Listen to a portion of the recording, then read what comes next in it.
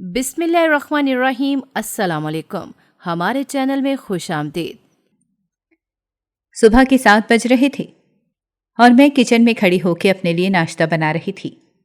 میں گاہے بگاہے کھڑکی کے باہر ایک نظر بھی ڈال لیتی تھی۔ روشنی ابھی پوری طرح پھیلی نہیں تھی، ہلکا ہلکا اندھیرا چھایا ہوا تھا، جس کا مطلب یہ تھا کہ آسمان پر بادل چھائے ہوئے ہیں، ورنہ تو صبح 7 بجتے ہی اتنی تیز روشنی پھیل جاتی کہ اٹھ کر مجبوراً پردے کھڑکیوں پر لگانے پڑتے تاکہ تیز روشنی اندر نہ آئے اور اجالا نہ ہو۔ پر ویسے میری عادت تھی کہ میں صبح 9 بجے اٹھتی تھی، لیکن آج میں جلدی اٹھ گئی تھی۔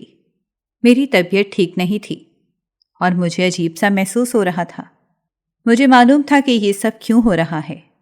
میں بہت زیادہ ڈری ہوئی تھی، اسی لیے میں جلدی اٹھ گئی تھی۔ میں اپنی دوست سے بات چھپانا چاہتی تھی۔ مجھے پتا تھا کہ اگر اسے پتہ چل جاتا تو بہت زیادہ دکھی ہو جاتی۔ اس نے تو مجھے سہارا دیا تھا اور میں اس کا یہ احسان کبھی نہیں بھول سکتی تھی جو اس نے 3 مہینے مجھے اپنے گھر میں گزارنے دیے تھے۔ لیکن میں بھی مجبور تھی اور میری مجبوری مجھے اس مقام پر لے آئی تھی۔ اچانک مجھے ان کے کمرے سے چیخنے کی آواز آنے لگی۔ مجھے ایسا لگا جیسے وہ دونوں لڑ رہے ہیں۔ میں حواس باختہ ہو گئی تھی کیونکہ مجھے پتا چل گیا تھا کہ وہ کیوں لڑ رہے ہیں۔ ان کا موضوع میں ہی تھی، میں ہی ان کے زیر بحث تھی۔ میرے ہاتھ سے چائے کا کپ چھوٹتے چھوٹتے بچا تھا اور اس سے پہلے کہ میں سنبھلتی کمرے سے کوئی نکلا تھا اور زور سے دروازہ بند ہونے کی آواز آئی تھی۔ میں سہم کر پیچھے ہٹی تھی۔ اب مجھے کچن کے پاس قدموں کی آواز سنائی دے رہی تھی۔ میں نے بمشکل اپنی چیخ روکی تھی۔ دوسرے ہی لمحے میری دوست میرے سامنے کھڑی تھی۔ اس نے مجھے کلائی سے پکڑ کر اس زور سے کھینچا تھا کہ میں گرتے گرتے بچی تھی۔ میں نے اس سے کچھ بھی نہیں پوچھا تھا کیونکہ مجھے معلوم تھا کہ اس کا یہ رویہ کیوں ہے۔ اسے ساری حقیقت کا پتہ چل گیا تھا۔ اس نے کچھ بھی کہے بغیر مجھے 2-3 تھپڑ لگا دیے تھے اور میں چپ چاپ سہتی گئی تھی۔ یہ اس لیے برداشت کی آخری حد تھی۔ اس نے مجھ سے صرف اتنا کہا تھا کہ میرے تمام احسانوں کا تم نے جو بدلہ چکایا ہے اس کے لیے میں تمہیں کبھی معاف نہیں کروں گی۔ اور یہ کہتے ساتھ ہی اس نے مجھے گھسیٹتے ہوئے تقریباً گھر سے باہر دھکا دے دیا تھا اور دروازہ بند کر دیا تھا۔ مجھے معلوم تھا کہ میں اس کی حقدار تھی، اسی لیے میں چپ چاپ وہاں سے نکل آئی تھی۔ ابھی روشنی پوری طرح پھیلی بھی نہیں تھی کیونکہ آسمان بادلوں سے ڈھکا ہوا تھا اور میں بے یار و مددگار سڑک پر چل رہی تھی، یہاں تک کہ میرے پیروں میں چپل بھی نہیں تھی۔ میں نے کوئی احتجاج بھی نہیں کیا تھا کہ میرے ساتھ ایسا رویہ کیوں روا رکھا جا رہا ہے۔ میں نے یہاں تک کہ اپنا حق بھی چھوڑ دیا تھا۔ میری آنکھوں سے بے تحاشا آنسو بہہ رہے تھے۔ کیا زندگی اس قدر ظالم بھی ہو سکتی ہے جیسے میری ہو رہی تھی؟ اب میرے لیے چلنا دوبر ہو رہا تھا کیونکہ میری حالت ہی ایسی تھی کہ میں مزید نہیں چل سکتی تھی۔ میرے پیٹ میں درد شروع ہو گیا تھا اور میں وہیں فٹ پاتھ پر بیٹھ گئی تھی اور زاروں قطار رو رہی تھی۔ اسی وقت میرے پاس میری کل جمع پونجی میرے گلے میں موجود سونے کی ایک چین تھی جو میرے سابقہ شوہر نے مجھے دی تھی، اور یہ واحد چیز تھی جو میں اسے واپس نہ کر سکی تھی۔ میں کہاں جاؤں گی، میں کیا کروں گی، مجھے کچھ معلوم نہیں تھا۔ میں بس وہاں فٹ پاتھ پر بیٹھ کر اپنے آنسو بہا رہی تھی اور اپنی زندگی کے بدترین دنوں کو یاد کر رہی تھی جو میں نے اب تک گزارے تھے۔ سوچنے پر مجھے معلوم ہوا تھا کہ میری زندگی میں تو ایک بھی خوشگوار لمحہ موجود نہیں ہے، بلکہ ساری ہی تلخیاں ہیں جو میرے اندر بھی رچ بس گئی ہیں۔ میں نے دوپٹے سے اپنے گرتے ہوئے آنسو صاف کیے تھے کیونکہ اطراف میں لوگوں کی چہل پہل شروع ہو گئی تھی۔ اسکولوں کے لیے بچے روانہ ہو رہے تھے اور رش بڑھ رہا تھا، اس لیے میں نے رونا بند کر دیا تھا، لیکن بیٹھی اب بھی وہیں تھی۔ تھوڑی دیر میں ہی رش آہستہ آہستہ ختم ہو گیا تھا کیونکہ بچے اسکولوں کے لیے روانہ ہو گئے تھے اور اس وقت شاید اب 8 بج رہے تھے۔ میں پچھلے 1 گھنٹے سے فٹ پاتھ پر بیٹھی تھی۔ اب اطراف میں کوئی بھی نہیں تھا۔ میں نے اپنا سر گھٹنوں میں دے رکھا تھا۔ میں اس کے علاوہ کہیں جا بھی نہیں سکتی تھی، کوئی ٹھکانہ ہی نہیں تھا۔ اسی دوران میں نے مدد کے لیے اللہ کو پکارا تھا۔ میں ہر دم اسے ہی پکارا کرتی تھی، لیکن نہ جانے کیوں زندگی بے تحاشا امتحانات لیے کھڑی ہوئی تھی۔ ایک کے بعد ایک امتحان میرے سر پر موجود تھے اور میں ان سے روتے ہوئے گزر رہی تھی اور اپنا قصور یاد کر رہی تھی کہ ان تمام امتحانات کو دینے کے بعد میرے پاس کیا بچا ہے۔ ابھی میں تمام سوچوں سے گزر رہی تھی کہ مجھے ایسا محسوس ہوا کسی نے میرے کندھے پر ہاتھ رکھا ہے، اور میں نے جیسے ہی سر اٹھا کر دیکھا تو سہم کر پیچھے ہٹی تھی۔ میرے سامنے 3 نشئی موجود تھے۔ ان کے چہرے پر بے تحاشا ہوس پھیلی ہوئی تھی۔ کیا یہاں دنیا بھر میں صرف درندے ہی موجود ہیں؟ کوئی ایک بھی اللہ کا بندہ ایسا موجود نہیں جو عورت کی عزت کرنا سیکھ جائے؟ یہ میں نے دل ہی دل میں کہا تھا، اور وہاں سے اٹھ کر جانے ہی لگی تھی کہ وہ لوگ میرے پیچھے آئے تھے۔ اب مجھے مضبوط بننا تھا۔ میں بہت سہ چکی تھی۔ میں نے اپنا دوپٹہ پھیلا لیا تھا اور اپنے قدم مزید تیز کر لیے تھے، لیکن وہ پھر بھی میرا پیچھا نہیں چھوڑ رہے تھے۔ آہستہ ہی صحیح، لیکن میرا پیچھا ہی کر رہے تھے۔ اب میری برداشت جواب دے گئی تھی۔ میں صبح سے بھری بیٹھی تھی۔ میں نے پیچھے مڑی تھی اور اپنے ہاتھ کمر پر رکھے تھے اور گرجدار آواز میں ان سے کہا تھا کہ تم لوگوں کو کیا مسئلہ ہے؟ تم لوگ چاہتے کیا ہو؟ سکون سے جینے دو گے یا نہیں؟ میرے اس طرح چیخنے پر وہ لوگ وہیں ٹھہر گئے تھے، لیکن بھاگے پھر بھی نہیں تھے۔ میں پھر سے چلائی تھی، لیکن وہ پیچھے نہیں ہٹے تھے۔ ان میں سے ایک پھرتی سے آگے بڑھا تھا اور مجھ پر حملہ کیا تھا، اور میرے گلے میں موجود چین اس کی نظر میں آ گئی تھی۔ اس نے اسے زور سے کھینچا تھا کہ میری پوری گردن زخمی ہو گئی تھی۔ میں بلند آواز سے چلائی تھی، اور اسی اثنا میں کسی نے مجھے سہارا دیا تھا۔ میں گرتے گرتے بچی تھی۔ میں نے درد سے آنکھیں میچ لی تھیں۔ اس کے ساتھ ہی مجھے کسی کی آواز آئی تھی، اور کسی نے گرجدار آواز میں نشئیوں کو نہ صرف مارا تھا بلکہ بھگایا بھی تھا۔ اور میں نے جیسے ہی سر اٹھا کر دیکھا تھا تو اس نے میری چین بھی میری طرف بڑھا دی تھی، جو ٹوٹ گئی تھی اور 2 ٹکڑے میں بٹ گئی تھی۔ لیکن یہ میرا واحد سہارا تھی، اور اسے بیچ کر ہی میں کچھ اپنا ٹھکانہ کر سکتی تھی۔ اسی لیے میں نے فوراً سے وہ چین اس اجنبی کے ہاتھ سے لے لی تھی، اور جیسے ہی سر اٹھا کر غور سے دیکھا تھا تو وہ اجنبی کوئی پولیس والا تھا جو اس وقت فرشتہ بن کر میری مدد کے لیے آیا تھا۔ اس نے مجھ سے پوچھا کہ کیا آپ ٹھیک ہیں؟ میں نے بمشکل سر ہلایا تھا۔ اس کے ساتھ ہی میرے رکے ہوئے آنسو پھر سے بہہ نکلے تھے۔ میں وہیں بیٹھ گئی تھی۔ مجھ پر نکاہت طاری ہو گئی تھی، اور مجھے ایسا لگ رہا تھا جیسے میں اپنے حواس کھو رہی ہوں۔ میں بے ہوش ہو گئی تھی اور ارد گرد سے بیگانہ ہو گئی تھی۔ سندس، تم کیسے رہ لیتی ہو ان سب کے ساتھ؟ اور یہی وہ الفاظ تھے جنہوں نے مجھ سے اتنا بڑا قدم اٹھوا لیا تھا۔ یہ الفاظ نہیں تھے، میرے آگے بڑھنے کی تحریک تھے، اور میں نے منٹوں میں ایک بہت بڑا فیصلہ کر لیا تھا۔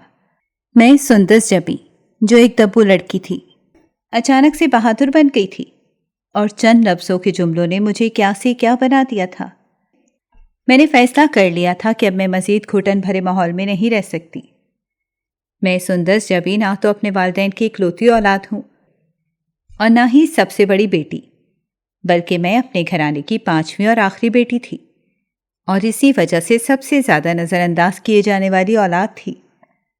میں نے بچپن سے ہی غربت کا منہ دیکھا تھا، اور اس غربت میں والد صاحب کو بس یہی خواہش تھی کہ ان کا بیٹا پیدا ہو، جس کے لیے انہوں نے لڑکیوں کی لائن لگا دی تھی۔ اور 5ویں اور آخری بار جب انہیں اللہ سے بہت زیادہ امید تھی کہ انہیں بیٹا عطا کریں گے، تو اللہ نے انہیں سندس جبی عطا کر دی تھی، اور میں نے اس دنیا میں قدم رکھا۔ میرے قدم رکھتے ہی میرے والد صاحب کے قدم لڑکھڑائے تھے، اور تب سے ہی میری زندگی کے برے دن شروع ہو گئے تھے۔ نانی اماں بتاتی تھی کہ میں سارا دن روتی رہتی تھی، اور امی مجھے دودھ تک نہیں پلاتی تھیں۔ ان کے نزدیک میرے منحوس قدم پڑنے سے ہی ان کی زندگی بدتر ہو گئی تھی، جبکہ اصل حقیقت تو یہ تھی کہ پہلی بیٹی پیدا ہونے سے ہی ان کی زندگی بدتر ہو گئی تھی۔ لیکن وہ اپنے آپ کو اس دھوکے میں رکھ کر جینا چاہتی تھیں کہ 5ویں بیٹی کے پیدا ہونے پر شوہر کا رویہ خراب ہوا تھا، جبکہ اس کا حقیقت سے کوئی تعلق نہیں تھا۔ ابو کو ہمیشہ سے لڑکوں کی خواہش تھی، اور لڑکیوں کے وہ خواہش مند کبھی بھی نہیں رہے تھے، لیکن اللہ تعالیٰ نے انہیں لڑکیوں سے ہی نوازا تھا کہ کاش انہیں احساس ہو جاتا، لیکن افسوس انہیں احساس نہیں ہوا تھا۔ میں جیسے جیسے بڑی ہوتی جا رہی تھی ویسے ویسے مجھے اندازہ ہوتا جا رہا تھا کہ اس گھر کی سب سے فالتو چیز میں ہوں، یعنی سندس جبی۔ میں نے پیدائش کا وقت بھی محرومی میں گزارا تھا اور زیادہ تر نانی اماں کے پاس ہی رہتی تھی۔ نانی اماں بھی بوڑھی ہو چکی تھیں، اسی لیے ان کی بھی صلاحیں مجھے ہی سننی پڑتی تھیں۔ سندس یہ کام کر دو، سندس وہ کام کر دو، سندس تم نے یہ کیوں غلط کیا، سندس تم کبھی کچھ ٹھیک کر ہی نہیں سکتی، تم کیوں ایسی ہو سندس، تم کیوں ویسی ہو۔ یہی سارے جملے سنتے میں بڑی ہو گئی تھی۔ اصل میں امی نے مجھے اسی لیے نانی کے پاس بھیج دیا تھا تاکہ میں کل وقتی ملازمہ میسر ہوں، اور ایسا ہی تھا۔ نانی کے گھر کے سارے کام میں کرتی تھی، اور جب کبھی نانی کو مجھے آرام دینا ہوتا تھا تو وہ مجھے امی کے گھر بھیج دیا کرتی تھیں، جہاں روٹی اور سالن بھی حساب سے ملتا تھا، اور اکثر میری باری آتے تو روٹی اور سالن دونوں ہی ختم ہو چکے ہوتے تھے، اور مجھے پانی پی کر اپنا پیٹ بھرنا پڑتا تھا۔ ان تمام حالات میں عجیب قسم کی ڈھیٹ ہو گئی تھی اور چہرے پر زبردستی بدتیسی کی نمائش کرتی پھرتی تھی۔ میری دوسری بہنیں مجھے کہتی تھیں کہ تم یہ سب کیسے برداشت کر لیتی ہو؟ تب میں مسکرا دیتی تھی اور کہتی تھی، بس یہ سندس جبی کے نصیب میں لکھا ہے کہ وہ ہر بات کو خندہ پیشانی سے قبول کرے، اسی لیے میں ایسا کرتی ہوں۔ جبکہ خدا گواہ ہے کہ اکثر راتیں میں رو رو کر ہی گزارتی تھی، اور میں اللہ سے یہ شکوہ کیا کرتی تھی کہ جب میرے اس گھر میں ضرورت ہی نہیں تھی تو اس نے مجھے اس گھر میں پیدا ہی کیوں کیا تھا۔ ماں کا پیار میرے نصیب میں نہیں تھا، باپ کا تو کسی اور بہن کے نصیب میں بھی نہیں تھا، اور نانی کی ڈانٹ صرف میرے ہی حصے میں آتی تھی۔ باقی ساری بہنیں تو پڑھ لکھ کر اپنے گھر کو روانہ ہو چکی تھیں، لیکن میرے نصیب میں شاید یہی کا دانہ پانی لکھا ہوا تھا۔ میری عمر بڑھتی جا رہی تھی اور میں اب 22 سال میں قدم رکھ چکی تھی۔ حالانکہ یہ عمر تو بھرپور جوانی کی ہی تھی، لیکن لوگوں کی باتوں کے آگے کون بند باندھ سکتا تھا۔ امی میری شادی نہیں کرنا چاہتی تھیں، کیونکہ اس صورت میں پھر انہوں نے نانی کا خیال رکھنا پڑتا اور مجھ جیسی کل وقتی کی ملازمہ سے بھی ہاتھ دھونا پڑتا۔ یہی سب کچھ سہتے سہتے میں پتھر کی ہو چکی تھی، اور زندگی ایسے ہی گزرتی اگر میری زندگی میں ہوا کا ایک تیز جھونکا نہ آتا۔ میری زندگی کے ٹھہرے ہوئے پانی میں ارتعاش حسن کے آنے سے ہوا۔ حسن سے میری ملاقات نانی کے پڑوس کے گھر میں ہوئی تھی۔ نانی کے سامنے والے گھر میں شبنم رہتی تھی، اس سے میری اچھی خاصی دوستی تھی، اور اسی کا ایک کزن حسن تھا جو مجھ پر مر مٹا تھا۔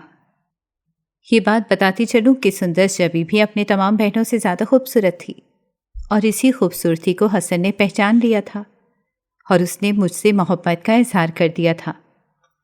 پہلی بار تو مجھے سمجھ نہیں آیا تھا کہ یہ محبت کیا ہوتی ہے، کیونکہ کبھی زندگی میں اس لفظ سے سامنا ہی نہیں ہوا تھا۔ نفرت کا مجھے اچھی طرح علم تھا کہ یہ کیا ہوتی ہے، کیونکہ مجھے یہی سب کچھ ملا تھا، اور انسان کو جو ملتا ہے وہ وہی لوٹ آتا ہے۔ اسی لیے مجھے محبت کی الف بے بھی نہیں پتہ تھی۔ حسن نے مجھے سب سکھایا تھا اور مجھے بتایا تھا کہ اصل میں محبت کیا ہوتی ہے، محبت کے معنی کیا ہوتے ہیں، یہ کیسے محسوس ہوتی ہے اور کیسے پل بھر میں ایک انسان اوپر سے نیچے تک بدل جاتا ہے۔ حسن کو میں نے اپنے دل کا حال کھول کر بیان کر دیا تھا۔ اس گھر میں میری کیا اہمیت تھی؟ میری بات سن کر اس نے مجھے حیرت سے دیکھا تھا اور کہا تھا کہ تم اب تک یہ سب کچھ برداشت کیوں کر رہی ہو؟ اور بس اس کے اسی جملے نے میری سوچ بدل دی تھی۔ میں نے حسن سے شادی کی بات کی تھی اور کہا تھا کہ میں اسے بھاگ کر شادی کرنے کے لیے تیار ہوں، کیا وہ میرا ساتھ دے گا؟ وہ بھی میرا ساتھ دینے کے لیے راضی ہو گیا تھا، کیونکہ مجھے معلوم تھا کہ وہ دل سے مجھ سے محبت کرتا ہے۔ بس میں نے فیصلہ کر لیا تھا، میں نے اسے بھاگ کر شادی کر لی تھی۔ میرے گھر میں کوہرام مچ گیا تھا، لیکن مجھے رتی بھر بھی پرواہ نہیں تھی۔ ابو نے امی سے ایک ہی بات کہی تھی کہ اسی دن کے لیے میں بیٹی پیدا نہیں کرنا چاہتا تھا، لیکن مجھے ان کی بات سے کوئی فرق نہیں پڑتا تھا۔ وہ میری زندگی میں کوئی اہمیت ہی نہیں رکھتے تھے، بلکہ ان کا تو میری زندگی میں کوئی کردار ہی نہیں تھا۔ مجھے تو کسی لاوارث کی طرح نانی کے گھر پھینک دیا گیا تھا۔ اب وہاں مجھ سے کوئی کیسا بھی سلوک کرے، انہیں کوئی پرواہ نہیں تھی۔ لیکن مجھے اس بات سے کوئی فرق نہیں پڑتا تھا۔ وہ میری زندگی میں کوئی اہمیت ہی نہیں رکھتے تھے، بلکہ ان کا تو میری زندگی میں کوئی کردار ہی نہیں تھا۔ مجھے تو کسی لاوارث کی طرح نانی کے گھر میں پھینک دیا گیا تھا۔ اب وہاں مجھ سے کوئی کیسا بھی سلوک کرے، انہیں کوئی پرواہ نہیں تھی۔ تو پھر مجھے ان کے خیالات، ان کے جذبات، ان کے محسوسات کی کیوں کر پرواہ ہو؟ میں نے اپنے دل کی سنی تھی اور بالکل ٹھیک کیا تھا۔ میں نے حسن سے شادی کر لی تھی اور پھر دوبارہ کبھی مڑ کر اپنے گھر کی طرف نہیں دیکھا تھا۔ حسن ایک اچھا شوہر ثابت ہوا تھا۔ وہ شروع میں تو میرا بہت خیال رکھتا تھا، لیکن پھر زندگی کب تک حسین رہ سکتی تھی؟ میں کیسی لڑکی تھی جو لاوارث تھی، جس کے آگے پیچھے کوئی بھی نہیں تھا، کیونکہ میں نے خود اپنی کشتیاں جلائی تھیں۔ حسن ایک اچھا انسان تھا، لیکن اسے نشے کی لت لگ گئی تھی، اور اسی لت نے مجھے کہیں کا نہیں چھوڑا۔ وہ جو کچھ کماتا تھا وہ نشے پر لٹا دیتا تھا۔ شادی کے شروع کے چند ہی دن اچھے گزرے تھے، اس کے بعد میرے برے دن دوبارہ مجھ سے آ چمٹے تھے۔ حسن نے معمولی جھگڑے پر مجھے طلاق دے دی تھی اور گھر سے نکال دیا تھا، اور یہ شادی کے 3 مہینے بعد ہی ہوا تھا۔ میں لاوارث تھی، لیکن میرے پاس اس وقت صرف ایک ہی سہارا تھا جو اس وقت مجھے اس حالت میں رکھ سکتا تھا، اور وہ تھی شبنم، میری بچپن کی دوست، جو نانی کے گھر کے سامنے ہی رہتی تھی، اور حسن اسی کا کزن تھا۔ اسے افسوس تھا کہ حسن نے مجھے طلاق دے دی تھی، لیکن میں اس سے کیا شکوہ کرتی؟ اس میں اس کا تو کوئی قصور نہیں تھا۔ یہاں سے میری زندگی بھرپور طریقے سے گھومی تھی، اور اس قدر گھومی تھی کہ پھر دوبارہ سنبھل ہی نہ سکی تھی۔ میں شبنم کے پاس آ کر رہنے لگی تھی۔ اسے بھی میرے حال پر رحم آ گیا تھا۔ اس نے مجھے اپنے گھر میں رکھ لیا تھا۔ اس کی شادی ہو گئی تھی، اور کافی عرصہ ہو گیا تھا ان کے ہاں اولاد نہیں ہوئی تھی۔ میں نے اس کا بے حد شکریہ ادا کیا تھا کہ اس مشکل وقت میں اس نے مجھے سنبھالا تھا۔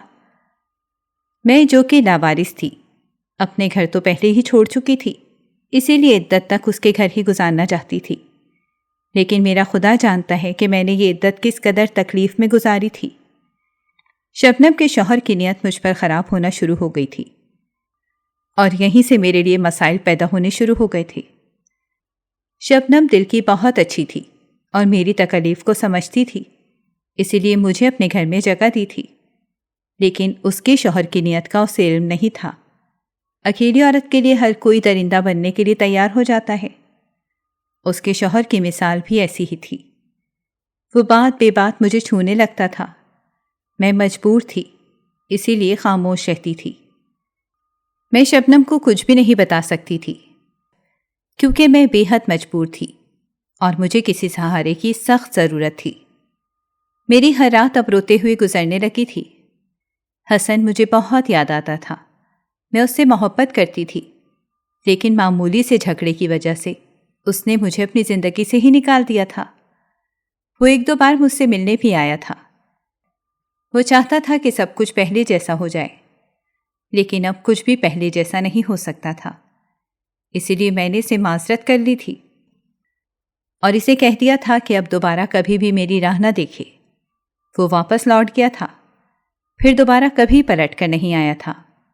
میں نے سکھ کا سانس لیا تھا، لیکن یہ سکھ کا سانس میرے لیے دائمی نہیں تھا۔ شبنم نے مجھے عدت اپنے ہاں گزارنے کی اجازت دے دی تھی، اور اس کے بعد کہا تھا کہ میں اپنا ٹھکانہ تلاش کر لوں۔ میں نے اسے وعدہ کیا تھا کہ عدت کے ختم ہوتے ہی میں یہاں سے چلی جاؤں گی۔ چنانچہ اس نے حامی بھر لی تھی۔ اس طرح میں اس کے گھر میں اپنے دن گزارنے لگی تھی۔ ایک بار شبنم بازار گئی تھی اور مجھے ہدایت کر کے گئی تھی کہ دروازے اچھی طرح سے بند کر لو۔ میں نے ایسا ہی کیا تھا، لیکن میں بھول گئی تھی کہ اس کے شوہر کے پاس گھر کی چابی موجود تھی۔ وہ وقت سے پہلے آ گیا تھا اور دروازہ کھول کر میرے کمرے میں آ گیا تھا، جو شبنم نے مجھے دے رکھا تھا۔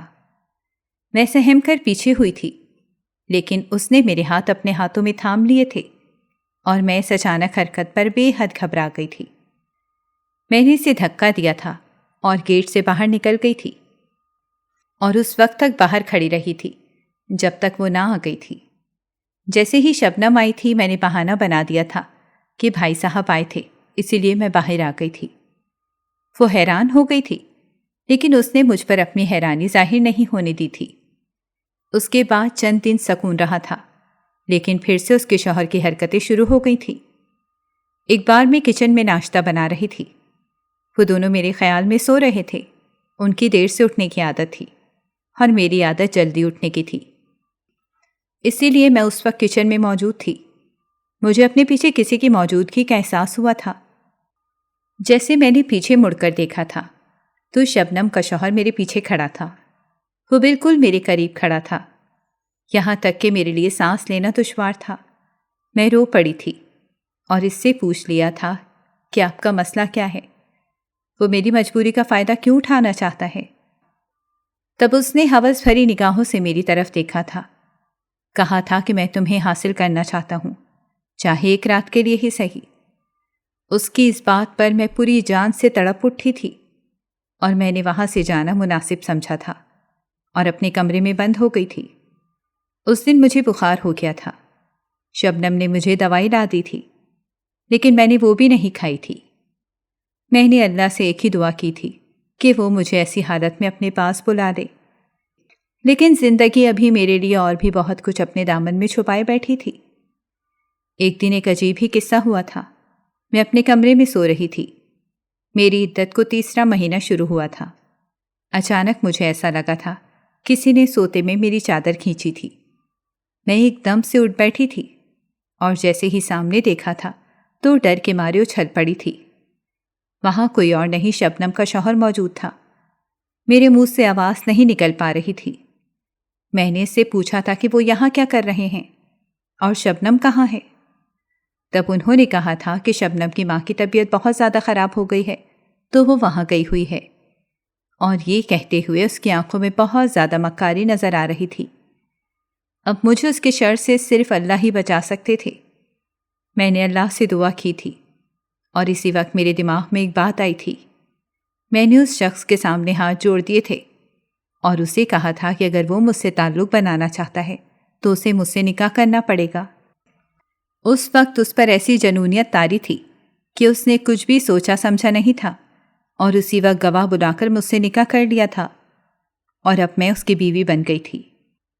یہ ایک ہی رات میں اتنی اچانک سب ہوا تھا کہ میں سنبھل ہی نہیں سکی تھی، اور پھر اس نے اپنی درندگی مجھ پر نکالی تھی اور مجھے بری طرح تشدد کا نشانہ بھی بنایا تھا، اور اس کے بعد میں سے حاصل ہو گئی تھی۔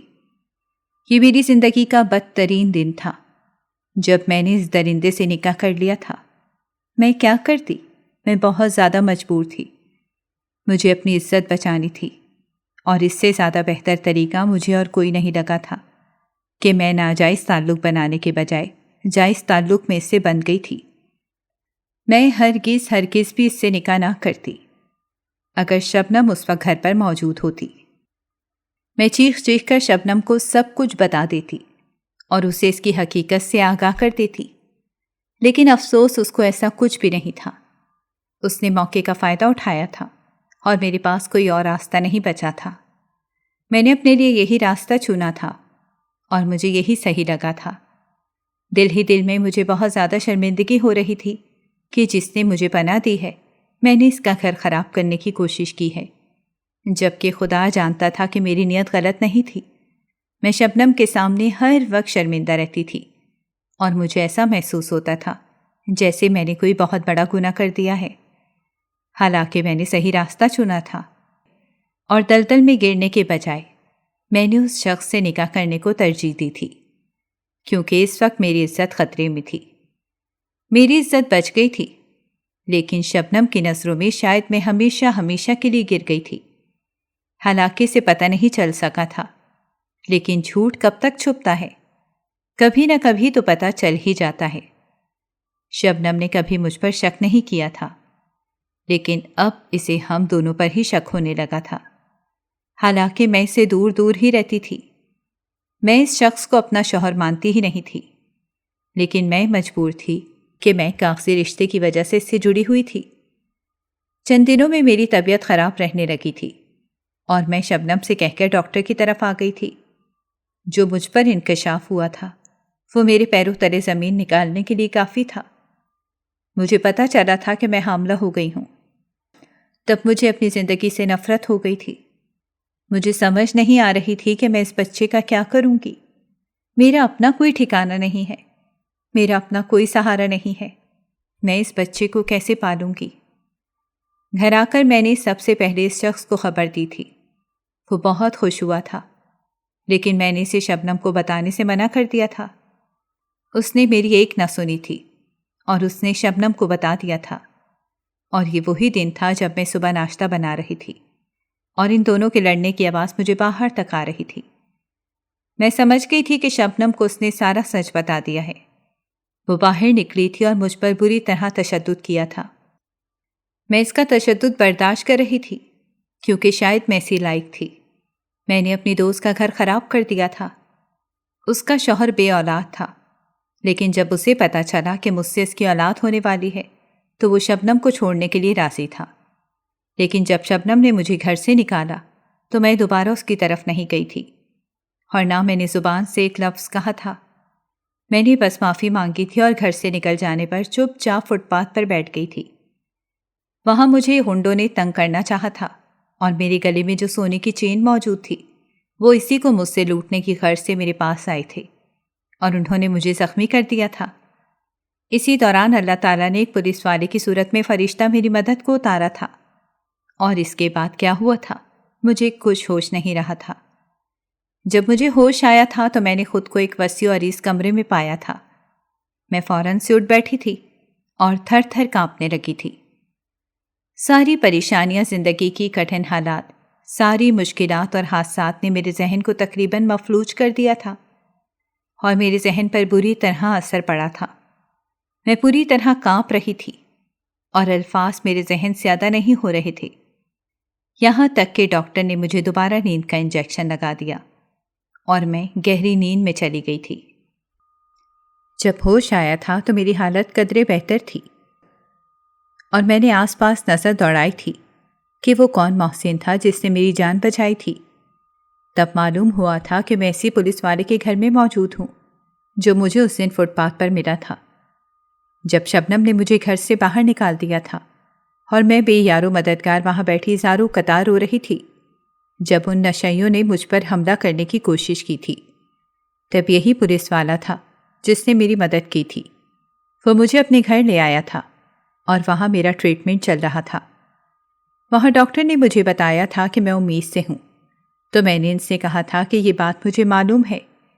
ڈاکٹر نے مجھے ڈانٹا تھا کہ میں اپنے پیٹ میں ایک ننھی جان پال رہی ہوں لیکن اپنا خیال نہیں رکھ پا رہی۔ ڈاکٹر کی بات سنتے ہی میں زارو قطار رو پڑی تھی، اور میں نے اپنی ساری کہانی انہیں سنا دی تھی کہ کس طرح میں گھر میں ایک فالتو شے کی طرح پلی بڑی تھی، اور اس کے بعد میں نے پسند کی شادی کی تھی، لیکن وہ کامیاب نہیں ہو سکی تھی، اور عدت پوری کرنے کے لیے اپنے دوست کے گھر پناہ لی تھی۔ وہاں اس کے شوہر نے مجھ پر بری نظر ڈالی تھی، اسی لیے مجبوراً مجھے اس سے نکاح کرنا پڑ گیا تھا، اور میرے پیٹ میں اسی کا بچہ پل رہا ہے۔ میری ساری کہانی سن کر وہ پولیس والا سوچ میں پڑ گیا تھا، اور میں نے اس کے آگے ہاتھ جوڑ دیے تھے کہ وہ مجھے کسی ایسے ادارے میں داخل کروا دے جہاں میں آرام و سکون سے رہ سکوں، اور جہاں ماضی کی تمام تر خیالات مجھے پریشان نہ کر سکیں۔ اس پولیس والے نے، جس کا نام سمیر تھا، میری پریشانی سمجھ لی تھی۔ اس نے مجھ سے کہا تھا کہ آپ ہماری بہن کی طرح ہیں اور آپ کی پریشانی ہماری اپنی پریشانی ہے۔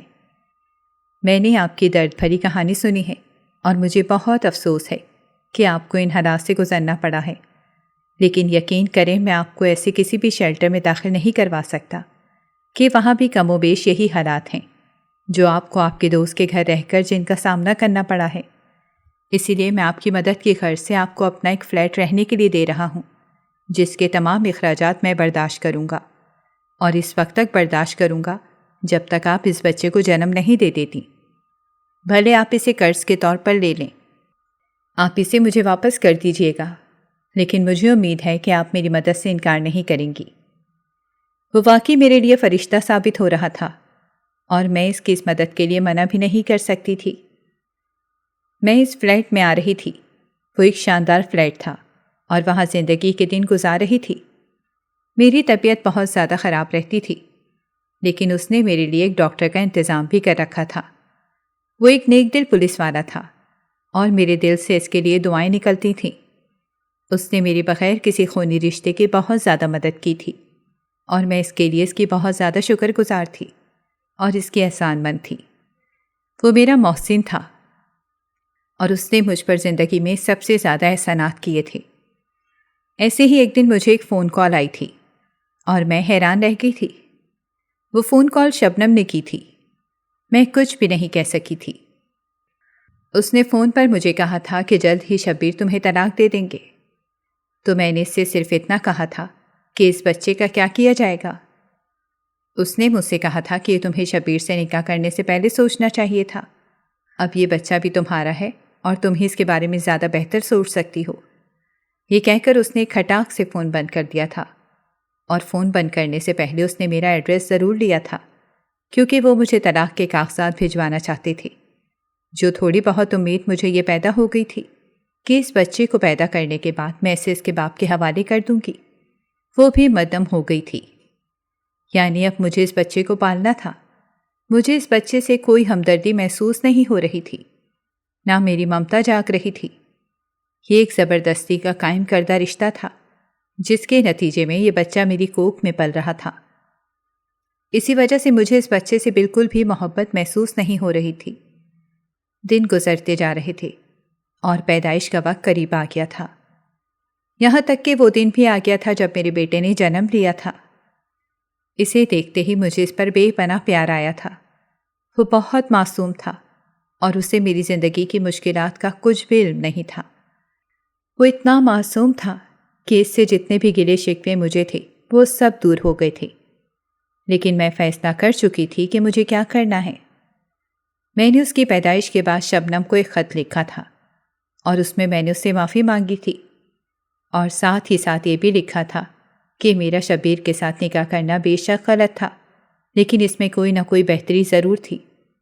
اللہ کو میرے ذریعے تمہیں اولاد دینی تھی، اور اب میں چاہتی ہوں کہ تم اس کی ماں بن کر اسے پالو، کیونکہ تمہارے ہی شوہر کی اولاد ہے۔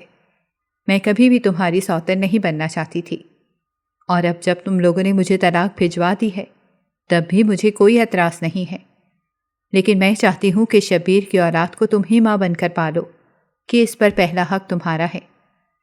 خدا گواہ ہے کہ میں کبھی بھی شبیر سے شادی نہیں کرنا چاہتی تھی، لیکن یہ شبیر ہی تھے جن کی نیت خراب تھی۔ اسی وجہ سے مجھے اپنی عزت بچانے کے لیے شادی کرنا پڑی تھی، اور یہ سچ میں تمہیں آج بتا رہی ہوں۔ اب چاہے تو اس پر یقین کرو یا نہ کرو، لیکن میں یہ ضرور چاہتی ہوں کہ تم میرے بیٹے کو ماں کا پیار دو اور اسے اپنا بچہ سمجھو۔ اس خط کے ساتھ ہی میں اپنے بیٹے کے ساتھ اس کے گھر کے پاس گئی تھی، اور اس کے گھر کی بیل بجا کر میں نے اپنے بچے کو کاٹ میں ڈال کر کے گھر کے باہر رکھ دیا تھا۔ اس کے اوپر وہ کاغذ بھی رکھ دیا تھا جس میں نے شبنم سے اپنا حال بیان، اور دور کھڑی میں نے بیل بجا دی تھی۔ تھوڑی دیر بعد دروازہ کھلا تھا اور شبنم ہی باہر آئی تھی۔ وہ بہت کمزور لگ رہی تھی۔ مجھے بہت دکھ ہوا تھا کہ میری وجہ سے اس کی یہ حالت ہوئی تھی، حالانکہ اس نے میری اس وقت مدد کی تھی جب مجھے اس کی سب سے زیادہ ضرورت تھی۔ وہ جھوکی تھی اور بچے کو دیکھ کر حیران رہ گئی تھی، اور پھر اس نے اس بچے کے اوپر رکھا کاغذ اٹھایا تھا، اور جیسے جیسے تحریر پڑتی گئی تھی اس کی آنکھوں سے بہتے آنسو میں نے دیکھ لیے تھے۔ اس نے شاید میری تلاش میں ادھر ادھر نظر دوڑائی تھی، لیکن میں اس کے سامنے نہیں جانا چاہتی تھی۔ نیچے جھک کر اس نے میرے بیٹے کو دیکھا تھا جب بھوک کی شدت سے رو رہا تھا۔ میں اس کے کاٹ میں فیڈر بھی ڈال کر گئی تھی۔ اس نے فوراً سے کاٹ میں رکھی فیڈر اٹھا کر اس کے منہ میں ڈالی تھی اور میرے بچے کو اٹھا کر سینے سے لگا لیا تھا، اور شاید اس کی ممتا کو آرام آ گیا تھا۔ وہ اسی طرح سے پیار کرتی اندر لے گئی تھی، اور میں سمجھ گئی تھی کہ اس نے میرا کہا مان لیا ہے۔ یوں میرا بیٹا اسی گھر میں دوبارہ چلا گیا تھا جہاں سے ابتدا ہوئی تھی، یعنی وہ اسی گھر میں رہنے کے لیے اس دنیا میں آیا تھا، اور وہ شبنم کا ہی بیٹا تھا۔ بس اس کی پیدائش صرف مجھ سے ہوئی تھی۔ میں انتہائی بھاری دل کے ساتھ گھر واپس آئی تھی، لیکن میں مطمئن تھی، میری روح مطمئن تھی، اور میرا دماغ پرسکون تھا کہ میں نے شبنم کے ساتھ جانے انجانے میں جو غلط کیا تھا اس کا خمیازہ میں نے بھگت لیا تھا، اور اپنا بیٹا دینے کی صورت میں نے اپنی روح کا سکون خریدا تھا۔ ویسے بھی جو آسائشیں سے وہاں ملنی تھیں وہ میرے پاس چاہ کر بھی نہ مل سکتی۔ اب مجھے صرف اپنے لیے اسٹرگل کرنی تھی۔ میں نے سمیر سے اجازت چاہی تھی اور اس کا بے حد شکریہ ادا کیا تھا کہ اس نے پورے 1 سال مجھے اور میرے بچے کو برداشت کیا اور ہمارے اخراجات اٹھائے۔ میں نے کہا کہ میں تمہارا قرض تو کبھی بھی ادا نہیں کر سکوں گی، لیکن میں کوشش ضرور کروں گی۔ میں اپنا سامان پیک کر کے جا رہی تھی جب اس نے مجھے روکا تھا، اور اس نے مجھ سے ایسی بات کہی تھی کہ میں حیرانی کے سمندر میں ڈوبی رہ گئی تھی۔ اس نے مجھ سے کہا تھا کہ اسے 1 سال کے دوران میں نے آپ کو اچھی طرح جانچ لیا اور میں نے سمجھ لیا ہے کہ آپ جیسی وفا شعار بھابھی کی ہی مجھے ضرورت ہے۔ میں نے ناسمجھی سے اس کی طرف دیکھا تھا اور اسے کہا تھا کہ وہ کہنا کیا چاہتا ہے۔ تب اس نے مجھے بتایا تھا کہ وہ اپنے بھائی کے لیے ایک ایسی ہی لڑکی کی تلاش کر رہا ہے جو وفا کی پیکر ہو، اور مجھے ساری خوبیاں آپ میں نظر آئی ہیں۔ میں اپنے بھائی کے بارے میں آپ کو بتا دیتا ہوں کہ اس کا نام سمر ہے اور وہ بھی ایک پولیس آفیسر ہی تھے، لیکن ڈاکوؤں سے مقابلے کے دوران انہیں دونوں پاؤں میں گولی لگ گئی تھی۔ وہ پاؤں سے معذور ہو گئے ہیں۔ وہ شادی شدہ تھے اور ان کی کوئی اولاد نہیں تھی، لیکن ان کی بیوی نے جب ان کی حالت دیکھی تو انہیں چھوڑ کر چلی گئی تھی، اور اب وہ اکیلے زندگی گزار رہے ہیں۔ میں چاہتا ہوں کہ آپ میرے بھائی کو اپنے شوہر کے روپ میں قبول کر لیں۔ میرے پاس اس کی بات ماننے کے علاوہ کوئی چارہ نہیں تھا، کیونکہ اس کے مجھ پر بہت سے احسانات تھے، اور بدلے میں اگر وہ مجھ سے یہ چیز مانگ رہا تھا تو میں کیسے انکار کر سکتی تھی؟ یوں میری شادی ایک بار پھر سے ایک معذور پولیس آفیسر سے ہو گئی تھی جو اب اپنے عہدے سے ریٹائر ہو گیا تھا، اور میں دلہن بن کر اس کے عالی شان گھر میں آ گئی تھی۔ مجھے اپنی قسمت پر یقین نہیں آ رہا تھا کہ اتنی ٹھوکروں، اتنی مشکلات کے بعد بالآخر میرے نصیب میں سکھ چین لکھ دیا گیا تھا۔ سمر ہر لحاظ سے ایک اچھے شوہر ثابت ہو رہے تھے، اور وہ میرا بہت زیادہ خیال رکھتے تھے اور مجھ سے محبت بھی کرتے تھے۔ میں اب صحیح معنوں میں زندگی جی رہی تھی۔ ہاں، کبھی کبھی مجھے اپنے بیٹے کا خیال آتا تھا۔ سمر کی طرف سے مجھ پر کوئی پابندی نہیں تھی، لیکن مجھے شبنم کی ناراضگی کا ڈر تھا، لیکن قدرت نے اس کا بھی انتظام کر رکھا تھا۔ چند مہینوں بعد مجھے شبنم کا خط ملا تھا۔ اس میں اس نے لکھا تھا کہ اس نے مجھے معاف کر دیا ہے کیونکہ میں نے اسے اتنی بڑی خوشی دی ہے جس کا وہ کبھی احسان نہیں اتار سکتی، اور میں سمجھ گئی تھی کہ وہ کس خوشی کی بات کر رہی تھی۔ وہ بیٹے کی صورت قربانی کی بات کر رہی تھی۔ اس نے مجھے یہ اجازت دے دی تھی کہ میں کبھی کبھی اپنے بیٹے سے مل سکتی ہوں، اور مجھے قدرت کے انصاف پر یقین آ گیا تھا کہ اللہ تعالیٰ کسی بھی جان کو اس کی طاقت سے بڑھ کر تکلیف میں نہیں ڈالتا۔ میری ساری تکلیفیں بھی دور ہو گئی تھیں۔ حسن کے بعد شبیر جیسے انسان کا سامنا ہوا، اور پھر اس کے بعد سمر جیسا انسان ملا جس نے صحیح معنوں میں زندگی جینا سکھایا، اور دوسری طرف اللہ تعالیٰ نے میری سلگتی ممتا کو بھی ٹھنڈک پہنچا دی کیونکہ شبنم نے مجھے معاف کر دیا تھا اور مجھے میرے بیٹے سے ملنے کی اجازت دی تھی۔ اس سے بڑی خوشی کی بات اور کیا ہو سکتی تھی؟ میں سجدے میں گر گئی تھی اور اللہ کے حضور روتی رہی تھی کیونکہ مجھے اس کی محبت پر یقین آ گیا تھا۔ ناظرین، اگر آپ کو ہماری کہانی اچھی لگی ہے تو ویڈیو کو لائک کریں، شیئر کریں اور ہمارے چینل کو سبسکرائب کریں۔ اگلی ویڈیو تک اجازت دیں۔ اللہ حافظ۔